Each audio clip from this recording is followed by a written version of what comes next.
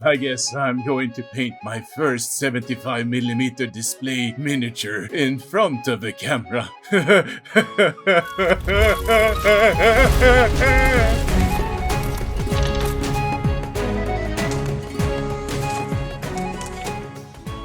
Hi good folks, my name is Leif, and I want to welcome you to my channel called Devs and Dice, where I paint miniatures or craft awesome terrain for the tabletop. Today's video is very special because I'm going to be painting my first 75mm display miniature. This video won't be a tutorial per se. Think of this video more as a video about reflection, a video that can perhaps inspire or help you tackle some of your own inner miniature painting demons. Well anyways, let's get painting. A couple of weeks later, this package dropped into my mailbox.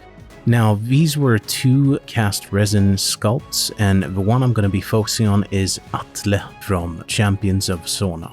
Now, I didn't know a lot about any sort of display miniatures or such, but I knew that when you have cast resin models, it's usually a good idea to clean them properly.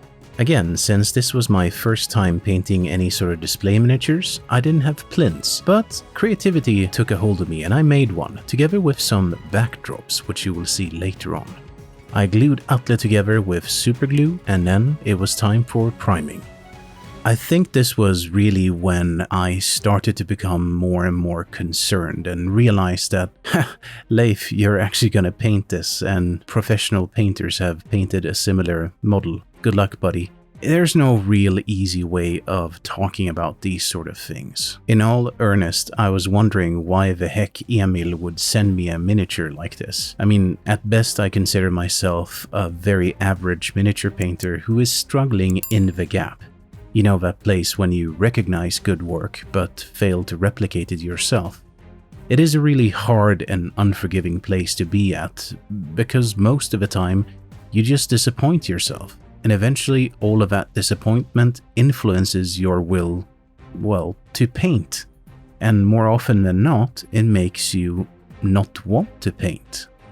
Even though I was, and frankly still am, fighting these feelings, I'm thankful that I have something in my brain which logically can take control and make the logical decision. So when Emil asked me if I wanted to paint this, I of course said yes. And honestly, I sort of felt like Emil, Lucas and all of the others over at Squidmar HQ are good people that work hard as heck. So whatever light I can shine on their coming Kickstarter, I will, even if it's scary. Now, once I had all of the skin sort of in place, for some reason I felt lighter. I felt much more positive and much more, hey, this might actually not turn out to be a car crash or a total catastrophe. I think all in all, and I sort of will quote the elegant everyday philosopher Michael Scott from Dunder Mifflin, you miss 100% of the shots you don't take.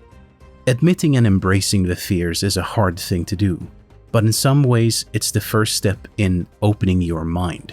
To admit to yourself that you have a lot of learning to do.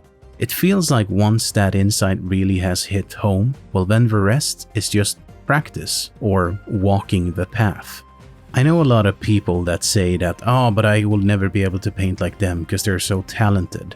But that's the thing, behind that talent lies probably hundreds if not thousands of hours. I think a better way to look at it is to actually acknowledge the work they have put into it, because then it actually is a lot easier to see yourself doing the same amount of work. If you're enjoying something, for instance miniature painting, just put the work into it and you will become better. I can't promise you that you will ever be content with your skill. I suspect that nobody actually is, but don't stop yourself from trying. Now, some people that in my opinion are quite perfect are my patrons. I want to thank you so much for your continued support, and as usual, a special shout out goes to my champion and legend level patrons. So thank you Andreas Winberg, Bo Ahlgren, Erik Ortman, 4VXP, Juanma Conesa, Lawrence Davis, Mad Nurse, Magnus Solberg, Tine Mertens, Battlecore7, Leander,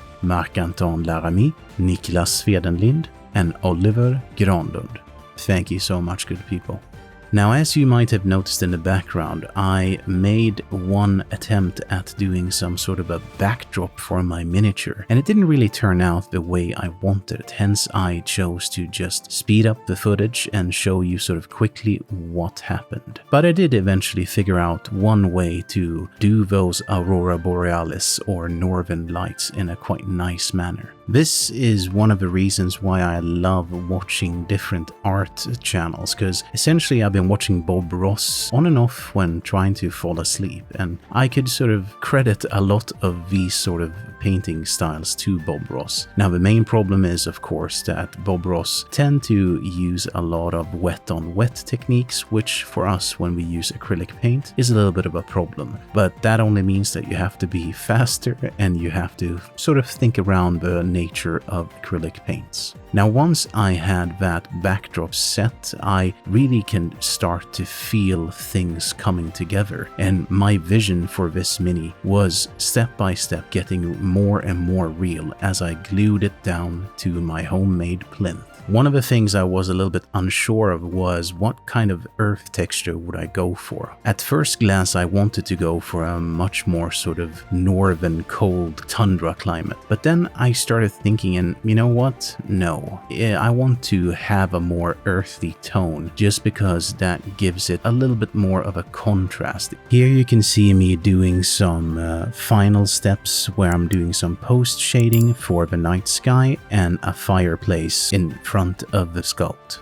Before we watch the final result, I just want to sort of share my thoughts on this. I spent about 10 hours all in all on this project, and I must confess that it was both liberating and sort of cathartic. I've never painted a 75mm miniature before, and I have definitely never painted anything just for show. But honestly, it opened up my eyes in many ways and forced me to confront some of my own personal demons. And dare I say that I think it rekindled my passion for painting miniatures. I suspect that this won't be the last 75mm display miniature I paint. I want to extend a heartfelt thank you to Emil from Squidmar for thinking of me and for allowing me the chance to paint this awesome sculpt. The sculpt is part of a Kickstarter which is called Champions of Sona, and it is live now. Do Emil and yourself a favor and check it out. Links are up there and also down in the description. So without any more delay, let's have a look at the final result.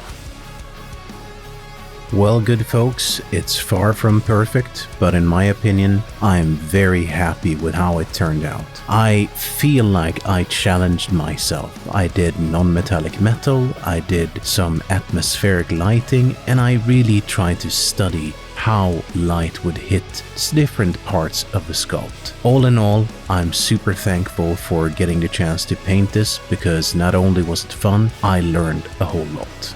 If you want to watch any of my other videos, YouTube recommends that you should be watching these. Stay safe, and I will see you in the next video.